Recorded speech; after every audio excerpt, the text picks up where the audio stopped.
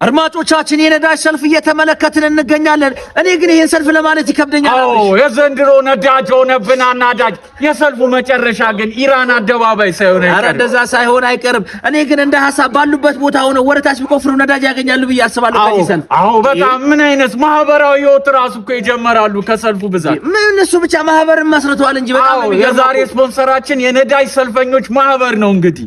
እኔ ግን ይሄ ሰልፍ ደርሶት የቀዳ ሰው መኪናውን ከነዳው በጣም ጨካኝ ነው ብዬ ነው ማስባው። በጣም ለታሪክ ለቅርስ ነው መቀመጥ ያለበት። 2018 ተሰልፌ ደረሰኝ ነው ማለት ያለበት።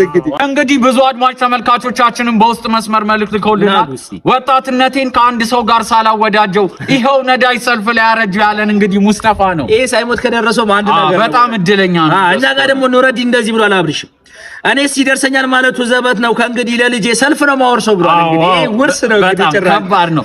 24 ሰዓት ቆመን ሰልፍ የሚያጭበረብሩ አድቡ በሏቸው፣ ተው እግዚአብሔርን ፍሩ ብሏል። ኧረ እነዚህ አድቡ እንደዚህ ውሃ ነው የሚሆንባቸው። እንደዚህ እርስ በርስ ከተሰራረቁ ከባድ ነው። እኛ ጋር ደግሞ አቤል እንደዚህ ብሏል። ነዳጅና ናፍታ አረኬት እናምጣ እሁድ ተሰልፈን ድጋሚ ሂድ ወጣ ብሏል። ገና ነው አንድ ሳምንት ቆመ ያረጁ እያሉ በጣም እስቲ እናንተ ማሳባስ ሴታችን በኮሜንት እየገለጻችሁ እንግዲህ ያልደረሳችሁ ይደርሳችኋል ብለን ተስፋ እናደርጋለን። ፈን ስፓይሶች ነን ከልድ ማስተር